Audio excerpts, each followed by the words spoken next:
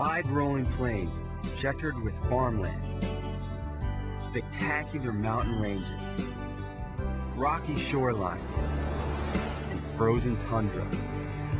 These natural features define the landscape of one of the largest countries in the world, second only to Russia. This expansive land is Canada. Bordered by the Pacific Ocean to the west, the Arctic Ocean to the north, the Atlantic Ocean to the east, and the United States to the south, Canada spans 2/5 of the North American continent. Topographically, Canada is shaped like a giant basin with its lowest point around the Hudson Bay, a large inland sea in the center of the country, and mountains that run along the edges of its eastern and western sides. Canada is divided into 10 provinces and 3 territories. From east to west, the provinces are Newfoundland, Prince Edward Island, Nova Scotia, New Brunswick, Quebec, Ontario, with Ottawa, Canada's capital, Manitoba, Saskatchewan, Alberta, and British Columbia. The 3 territories in North Canada are the Yukon Territory, the Northwest Territories, and Nunavut. The same Rocky Mountains that run through the western United States extend into Canada to create a mountainous western terrain. Like the United States, flat grasslands, now the main farming region, cover the center of Canada. These are the interior plains. Waterways, both natural and man-made, are vital to Canada's economy. The Great Lakes and the St. Lawrence Seaway provide a passage for ships traveling from Lake Superior to the Atlantic Ocean. Much of Canada is uninhabited. About 1/3 is barren Arctic land. In this treeless area, temperatures stay below freezing most of the year. Most Canadians live in the more temperate southern part of the country. In fact, most of the population lives within 200 miles of the US border. Major cities are Quebec City, Montreal, Ottawa, Toronto, and Vancouver, all in southern Canada. Climate and terrain in large part determined where these cities developed. The climate along Canada's southern border is milder than the frozen northern region of the country. Most of the big cities developed along rivers, lakes, and oceans. French settlers arrived in Canada in the 1600s. But they handed over the land to Britain in 1763 after the French and Indian War.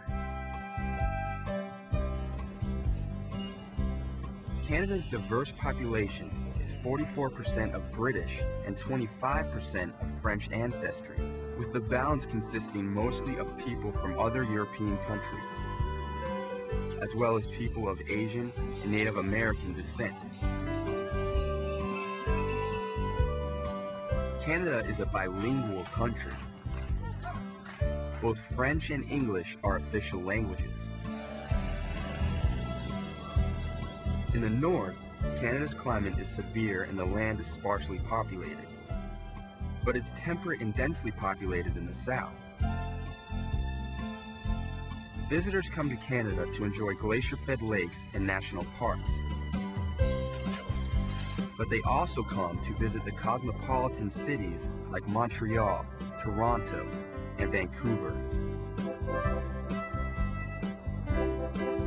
Canada covers a lot of ground, and that ground changes vastly between provinces. Covered in snow, ice, grain, or water, Canada covers millions of miles of diverse terrain.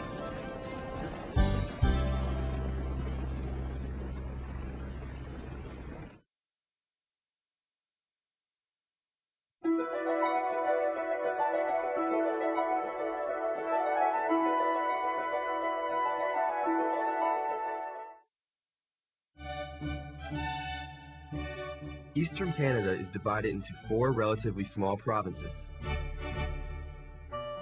Here, the winters are harsh and the waters are cold, and it helps if you like fish.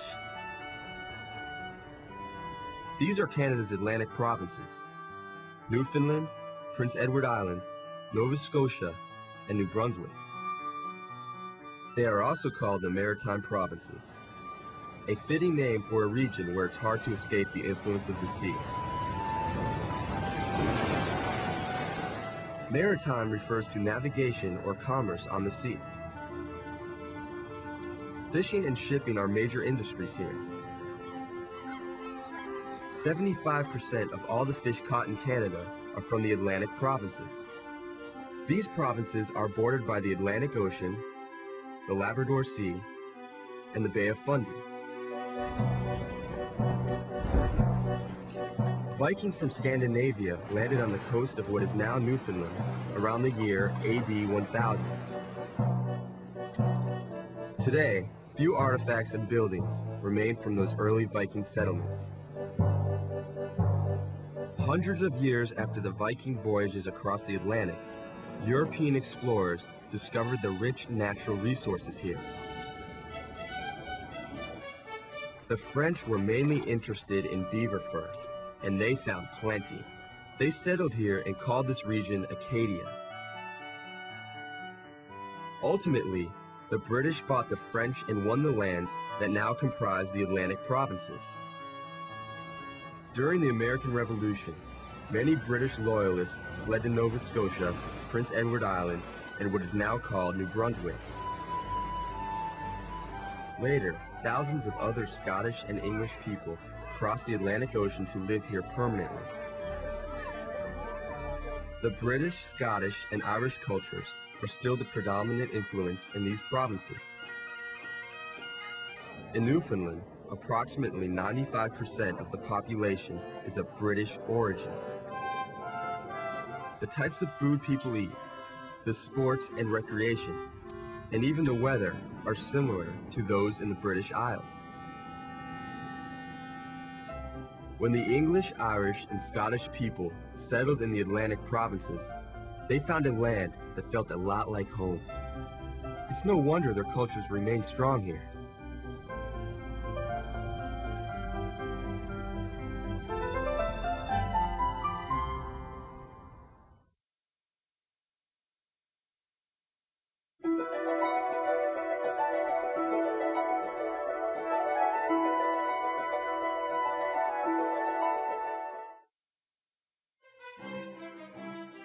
Quebec is the largest province in Canada. It is bordered by Ontario and Hudson Bay to the west, Hudson Strait to the north, Newfoundland and the Gulf of St. Lawrence to the east, and the United States and New Brunswick to the south.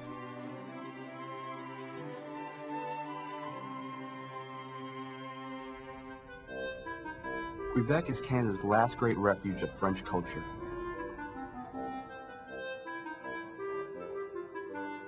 French is the official language here. In fact, Montreal is one of the largest French-speaking cities in the world. The French first staked their claim to these lands in 1534, when explorer Jacques Cartier planted a cross on the Gaspé Peninsula in the Gulf of St. Lawrence. He then sailed up the St. Lawrence River and landed in the Native American village of Stadacona, present-day Quebec City. Cartier called the region New France. The French established trading posts here that were home base to explorers, fur trappers, and Catholic missionaries. But Great Britain wanted this land too. In 1763, it defeated France in the French and Indian War and added New France to its American empire. Today, Quebec is Canada's only province dominated by French rather than British language, law, and custom. This preservation of French culture was written into law after the French and Indian War and in subsequent Canadian constitutions. The architecture of the capital, Quebec City, offers visual reminders of a French past. In Montreal, too, churches like Notre Dame are monuments to the Catholic priests and nuns who settled the city for France in 1642. French influence can be tasted in the food. Croissants and game meats are amply found in Quebec cuisine. Many foods, like sugar pie, made from maple sap, drawn from the province's forests, are a blend of Native American and French influences. Skills like cross-country skiing and sledding, vital to early explorers and fur trappers, are now popular sports.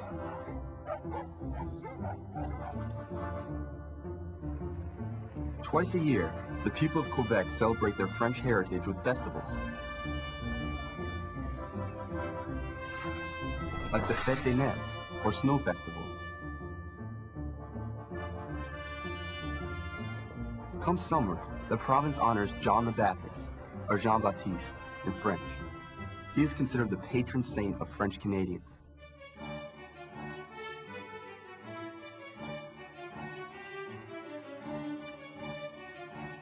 Although Quebec's French identity makes the province unique, this distinction causes great political friction. Many francophones, people whose first language is French, believe that Quebec must separate from Canada and become an independent country if their heritage is to survive. These residents continue a struggle that began almost 500 years ago to protect the French way of life.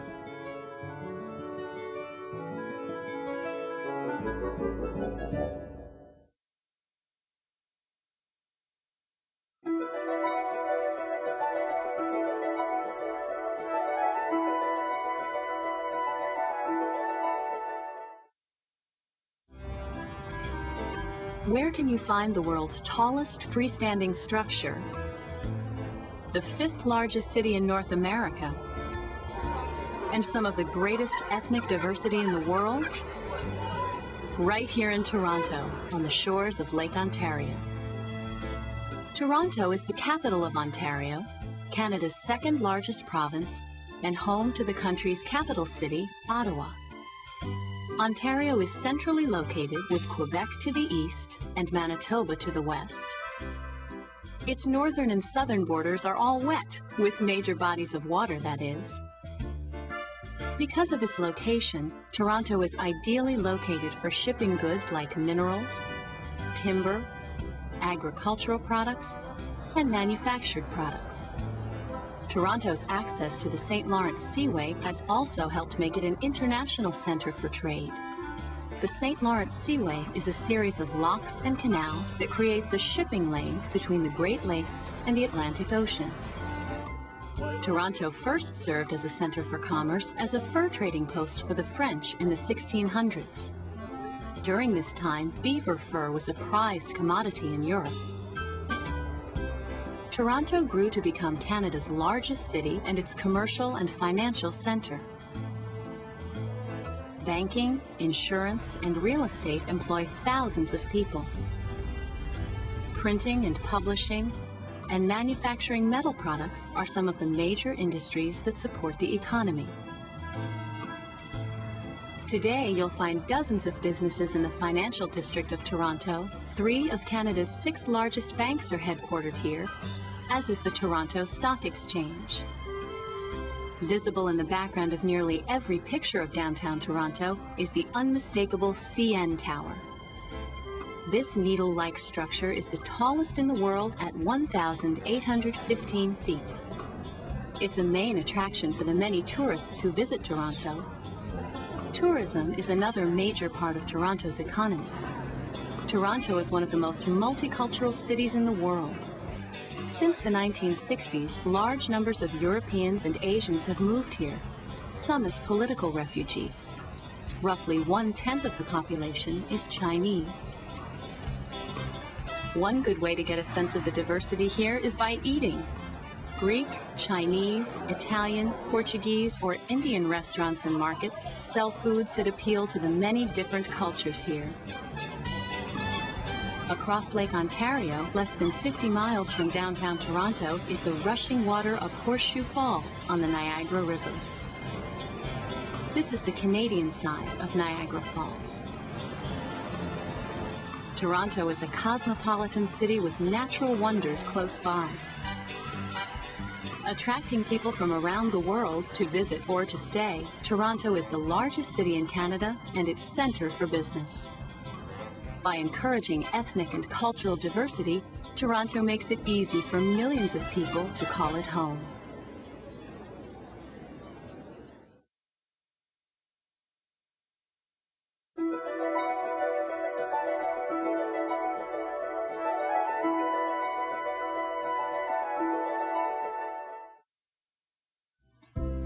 Spreading throughout Manitoba, Saskatchewan, and Alberta is a wide expanse of level land where grazing cows and farmlands are common sights. This is Canada's farming heartland, the Canadian Plains. Manitoba, Saskatchewan, and Alberta together are called the Prairie Provinces. Large areas of these provinces are sparsely populated. Most people reside in Calgary and Edmonton in Alberta, Winnipeg in Manitoba, and Saskatoon and Regina in Saskatchewan. Like the United States Midwest, much of this land in the southern regions of the Prairie Provinces was once a grass-covered prairie, but today it is covered in farms. Wheat, sunflower seeds, corn, oats, and barley grow here. It's the main grain-producing region responsible for feeding millions of Canadians. In fact, over 90% of all the wheat grown in Canada is from the Prairie Provinces. Because wheat is used to make bread, this area is called Canada's bread basket. This is farming on a large scale. Most of these farms are corporately owned. Only 8% of Canada's land area is good for farming. The rest of the land area is too cold or the soil is too rocky. But in the Prairie Provinces, the soil is fertile and the area receives ample rainfall. These provinces are not without challenges though, especially when it comes to the weather. In some years, unusually warm temperatures in the plains areas increase the numbers of grasshoppers, flea beetles, and cutworms that feed on the crops. These creatures can destroy entire crops if they are not controlled. Farmers depend on cold winter temperatures to kill many of the insect eggs. When the winters are not cold enough, the insect population soars. Droughts or periods of prolonged dryness can also seriously damage crops. Today, the Prairie Provinces are Canada's agricultural leaders. But they were once home to Indigenous peoples and millions of buffalo that had lived there for centuries.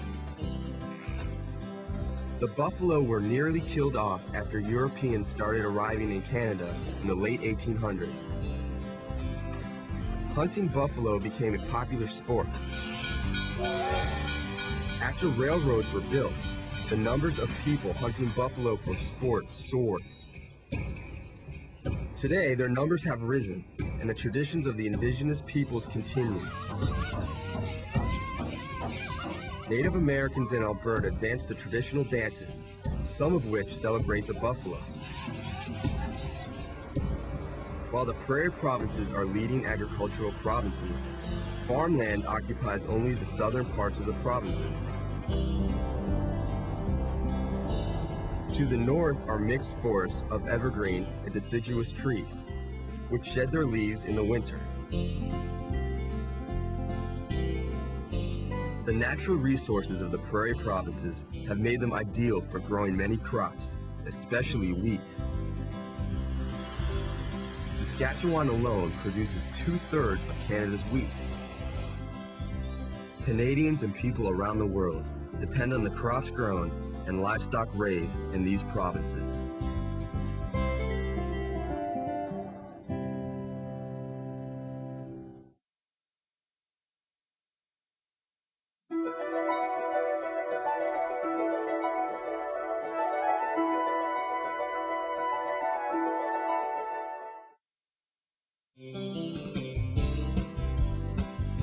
At the westernmost edge of Canada, separated from the rest of the country by the Canadian Rockies, sits British Columbia.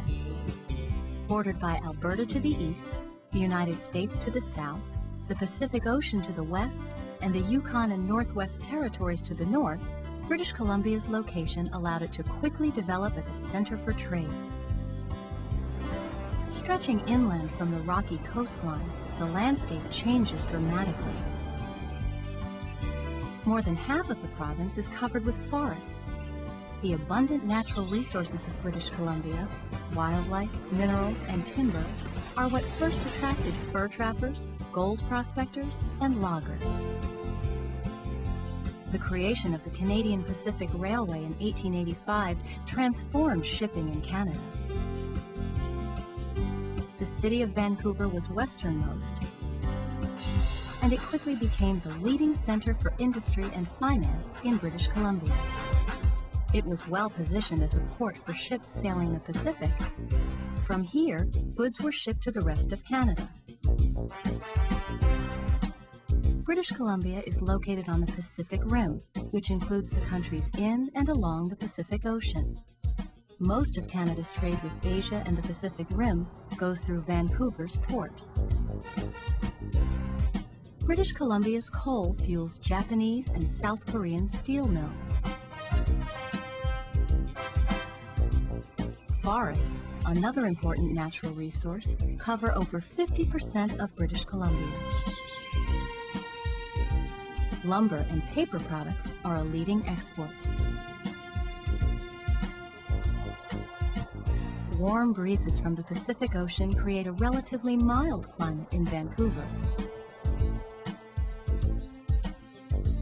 The water in the harbor never freezes, so ships can dock here all year long, even during the brutally cold winters that affect other parts of Canada. About a third of the total population of British Columbia lives in Vancouver. Many Asians live in Vancouver. Chinatown is a bustling part of the city, brimming with markets, restaurants, and shops.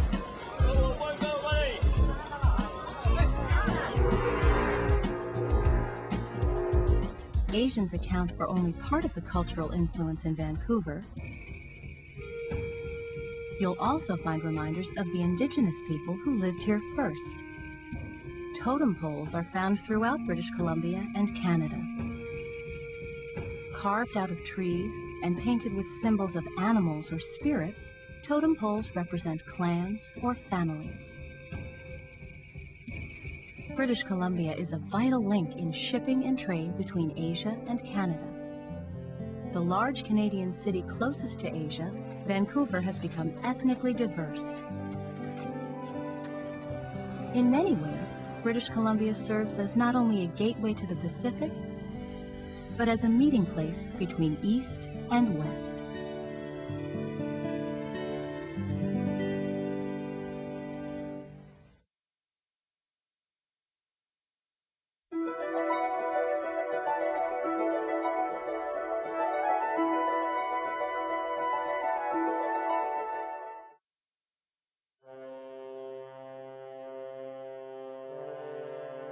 More than a third of Canada is home to less than 1% of its population. This largely frozen land consists of Nunavut, the Northwest Territories, and the Yukon.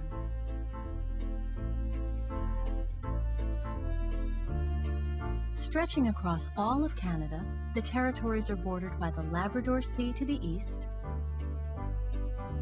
the Hudson Bay, the Prairie Provinces and British Columbia to the south, and the Arctic Ocean and Baffin Bay to the north. This is a region where only the brave survive. Much of the land here is tundra. This is a treeless plain in an Arctic region where little vegetation grows.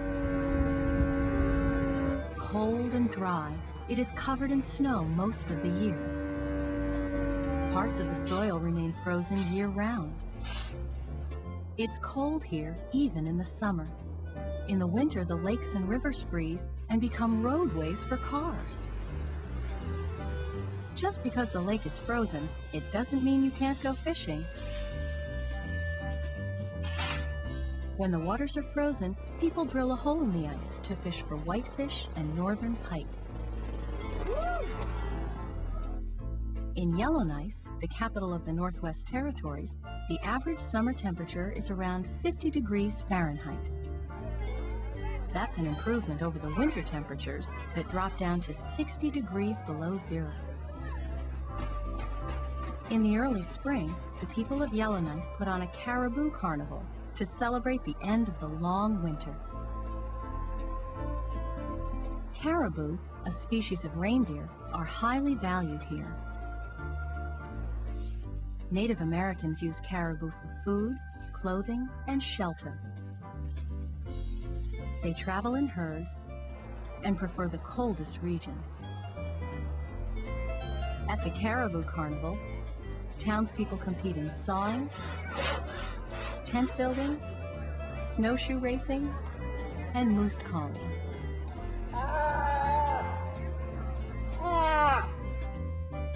Yellowknife is 900 miles from Edmonton, Alberta, the nearest big city.